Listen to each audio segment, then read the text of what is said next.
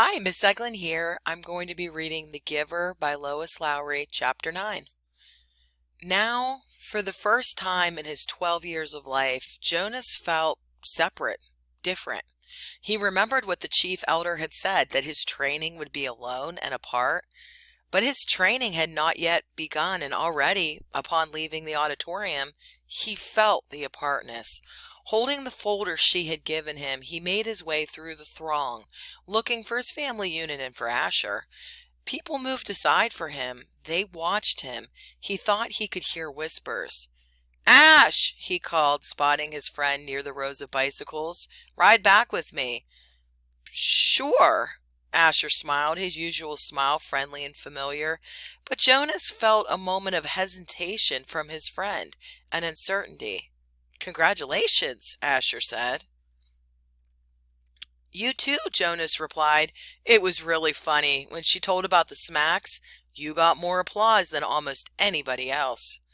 The other new 12s clustered nearby, placing their folders carefully into the carrying containers on the backs of the bikes. In each dwelling tonight, they would be studying the instructions for the beginning of their training.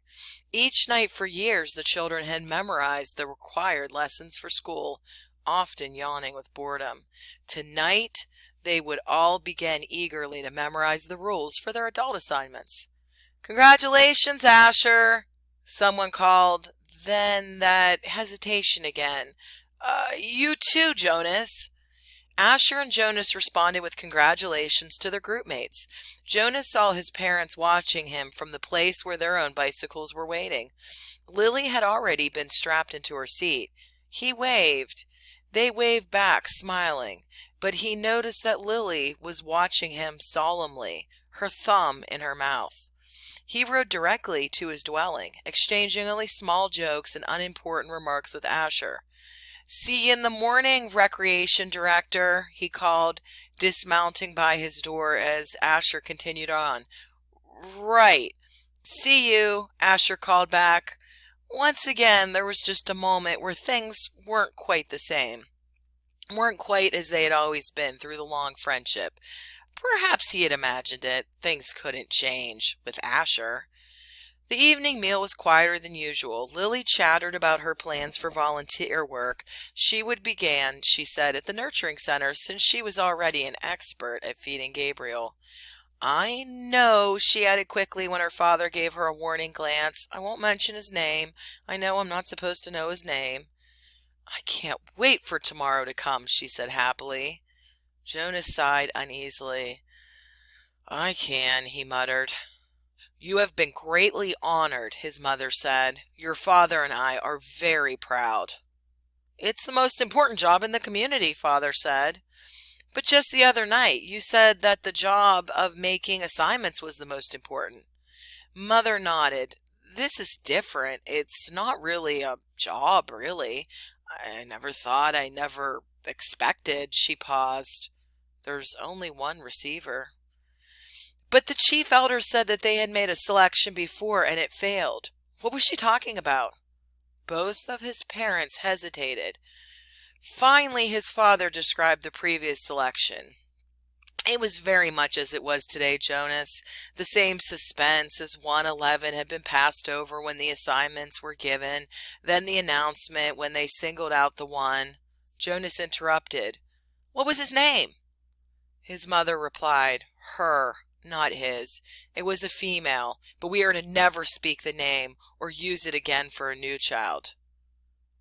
Jonas was shocked. A name designated not to be spoken indicated the highest degree of disgrace. "What happened to her?" he asked nervously. Both his parents looked blank. We don't know," his father said uncomfortably. "We never saw her again." A silence fell over the room. They looked at each other. Finally, his mother, rising from the table, said, "You've been greatly honored, Jonas, greatly honored." Alone in his sleeping room, prepared for bed, Jonas opened his folder at last. Some of the other 12s, he had noticed, had been given folders thick with printed pages. He imagined Benjamin, the scientific male in his group, beginning to read pages of rules and instructions with relish. He pictured Fiona smiling her gentle smile as she bent over the list of duties and methods that she would be required to learn in the days to come. But his own folder was startlingly close to empty. Inside, there was only a single printed sheet. He read it twice. Jonas, receiver of memory. Go immediately at the end of school hours each day to the annex entrance behind the house of the old and present yourself to the attendant. Go immediately to your dwelling at the conclusion of training hours each day. From this moment, you are exempted from rules governing rudeness. You may ask questions of any citizen and you will receive answers. Do not discuss your training with any other member of the community, including parents and elders. From this moment, you are prohibited from dream telling. Except for illness or injury unrelated to your training, do not apply for any medication. You are not permitted to apply for release. You may lie. Jonas was stunned. What would happen to his friendships, his mindless hours playing ball or riding his bike along the river? Those had been happy and vital times for him. Were they to be completely taken from him now? The simple logistic instructions where to go and when were expected. Every 12 had to be told, of course, where and how and when to report for training. But he was a little dismayed that his schedule left no time apparently for recreation. The exemption from rudeness startled him. Reading it again, however, he realized that it didn't compel him to be rude. It simply allowed him the option. He was quite certain he would never take advantage of it. He was so thoroughly accustomed to courtesy within the community that the thought of asking another citizen an intimate question, of calling someone's attention to an area of awkwardness, was unnerving. The prohibition of dream telling, he thought, would not be a real problem. He dreamed so rarely that the dream telling did not come easily to him anyway, and he was glad to be excused from it. He wondered briefly, though, how to deal with it at the morning meal. What if he did dream? Should he simply tell his family unit, as he did so often anyway, that he had it? That would be a lie. Still, the final rule said, well, he wasn't quite ready to think about the final rule on the page. The restriction of medication unnerved him. Medication was always available to citizens, even to children, through their parents. When he had crushed his finger in the door, he had quickly, gasping into the speaker, notified his mother. She had hastily requisitioned relief of pain medication, which had promptly been delivered to his dwelling. Almost instantly, the excruciating pain in his hand had diminished to the throb, which was now all he could recall of the experience. Rereading rule number 6, he realized that a crushed finger fell into the category of unrelated to training. So, if it ever happened again, and he was quite certain it wouldn't, he had been very careful near heavy doors since the accident, he could still receive medication.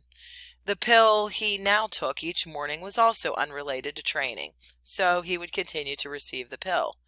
But he remembered uneasily what the chief elder had said about the pain that would come with his training. She had called it indescribable. Jonas swallowed hard, trying without success to imagine what such pain would be like with no medication at all. But it was beyond his comprehension. He felt no reaction to rule number 7 at all. It had never occurred to him that under any circumstances ever he might apply for release. Finally, he steeled himself to read the final rule again. He had been trained since earliest childhood, since his earliest learning of language, never to lie. It was an integral part of the learning of precise language. Once when he had been a 4, he had said, just prior to the midday meal at school, "I'm starving." Immediately, he had been taken aside for a brief, private lesson in language precision. He was not starving, it was pointed out. He was hungry. No one in the community was starving, had ever been starving, would ever be starving. To say starving was to speak a lie. An unintentional lie, of course, but the reason for precision of language was to ensure that unintentional lies were never uttered. Did he understand that? They asked him, and he had. He had never within his memory been tempted to lie. Asher did not lie. Lily did not lie. His parents did not lie. No one did, unless... Now Jonas had a thought that he had never had before. This new thought was frightening. What if others, adults, had, upon becoming 12s, received in their instructions the same terrifying sentence? What if they had all been instructed, "You may lie"? His mind reeled.